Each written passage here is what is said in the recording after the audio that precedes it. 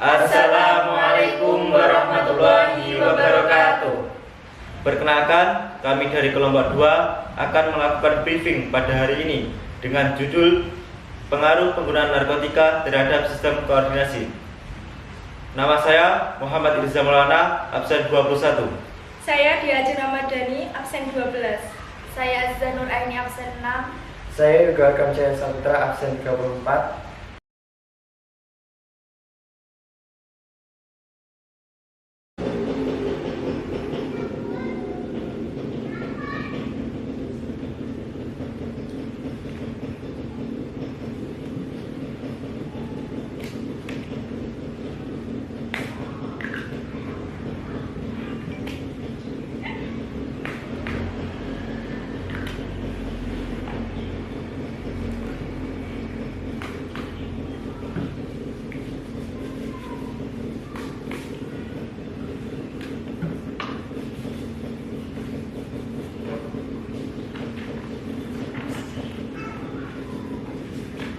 Pengertian narkotika secara umum.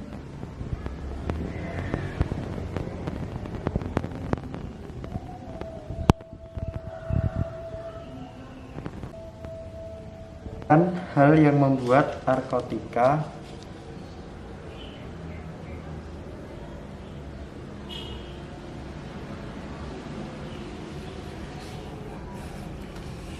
bisa membuat pengguna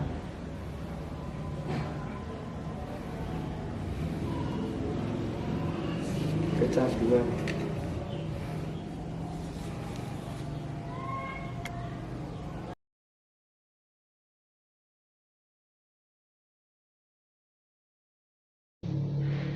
Saya dari kelompok 2 ingin bertanya kepada Jilan tentang pengaruh penggunaan narkotika terhadap sistem koordinasi.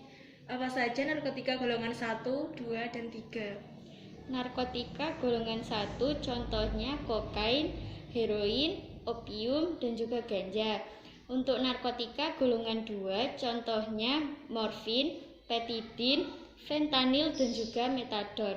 Untuk narkotika golongan 3 contohnya kodein, buprenorfin, nikokodina, dan juga polkodina.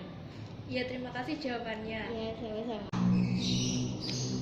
Untuk soal selanjutnya, apa yang Jilan ketahui tentang ganja?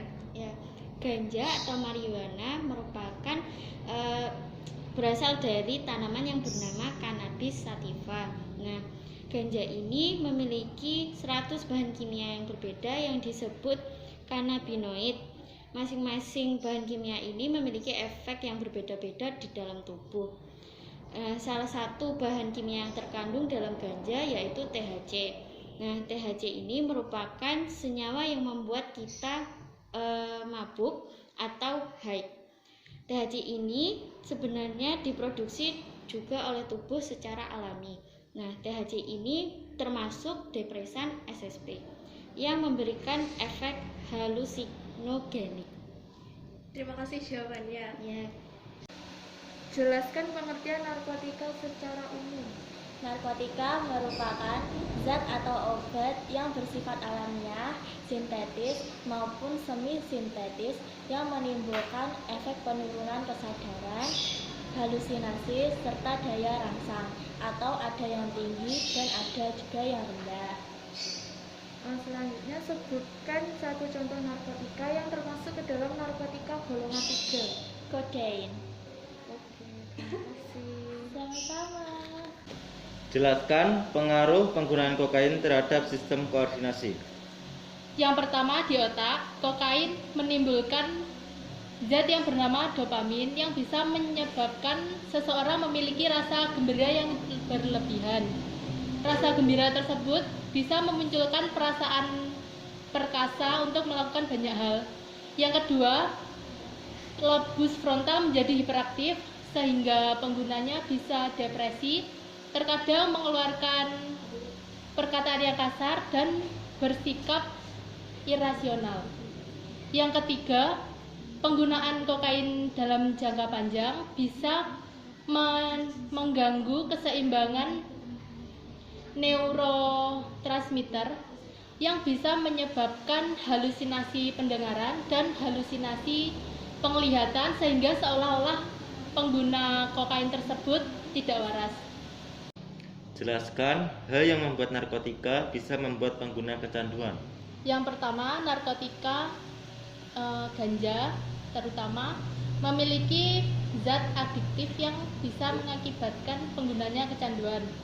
Yang kedua, narkotika terutama opium bisa menumbuhkan reseptor di sel otak dengan jumlah yang banyak. Hal itu mengakibatkan sel-sel di otak menjadi rusak.